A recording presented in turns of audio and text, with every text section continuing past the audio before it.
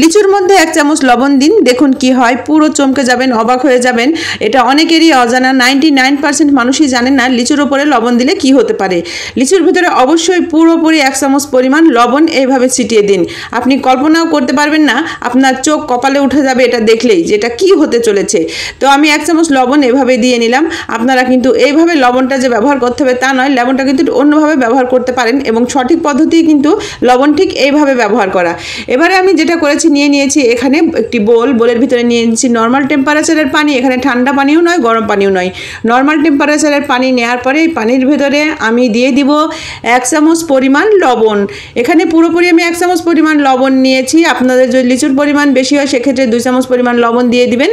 সেই সাথে দিয়ে দিচ্ছি আমি 1 চামচ পরিমাণ হোয়াইট ভিনেগার। লিচুর পরিমাণ বেশি হলে এখানে হোয়াইট ভিনেগারও কিন্তু 2 চামচ দিতে হবে। এবারে ভালো করে আমি সবগুলো উপকরণ পানির সাথে মিশিয়ে নিচ্ছি। খুব সুন্দর করে মিশিয়ে নিতে হবে যতক্ষণ পর্যন্ত লবণ গলে না যায়। যখন দেখবেন লবণটা গলে গেছে তখন যেটা করবেন, আপনার বাসায় যে লিচুটা এসেছে সেই লিচুটা এই পানির ভিতরে চুবিয়ে দিবেন। যদি লিচুর পরিমাণ বেশি হয় সেক্ষেত্রে কিন্তু বোলের সাইজও বড় নেবেন। দেখুন এখানে অল্প কয়টা লিচু, তাই আমি এই বোলের সাইজও কিন্তু ছোট নিয়েছি। এবারে লিচুগুলো আমি এইভাবে চুবিয়ে রেখে দিব প্রায় আধা ঘন্টা, মিনিমাম আধা ঘন্টা কিন্তু রাখতেই হবে। তো এইভাবে আধা ঘন্টা রেখে দেওয়ার পরে আমি ফিরে আসছি আধা ঘন্টা পর। আপনারা দেখলেই অবাক হয়ে যাবেন, চমকে যাবেন যে এটা কীভাবে সম্ভব। বন্ধুরা দেখুন এইভাবে আমি আধা ঘন্টা রেখে দিছি, ঠিক ঘড়ি ধরে আধা ঘন্টার বেশি না লাগবে না, আধা ঘন্টায় লাগবে, একটু কম হলেও চলবে। ঠিক আধা ঘন্টা পর যখন আপনি লিচুটা উঠাবেন আপনি চমকে যাবেন। দেখুন আমি লিচুটা এইভাবে উঠে নিচ্ছি, দেখছেন কালারটা চেঞ্জ হচ্ছে, অর্থাৎ পানির কালার চেঞ্জ হয়ে গেছে। লিচুতে কিন্তু কালার ঠিক রাখার জন্য, কালারকে আকর্ষণীয় করার জন্য এখানে কিন্তু কালার স্প্রে করা হয়, যেটা কিন্তু আমাদের স্বাস্থ্যের জন্য খুবই ক্ষতিকারক।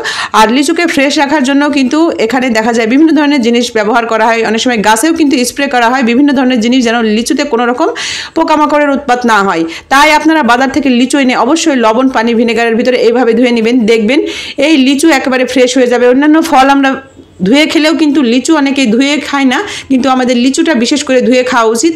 দেখুন এভাবে আমি ধুয়ে নেওয়ার পরে আবার পরিষ্কার পানি দিয়ে 2 থেকে 3 বার ধুয়ে নিব। তারপরে এই লিচুটা আপনারা খাবেন, বাচ্চাদের দিবেন, দেখবেন ওরা সুরক্ষিত থাকবে।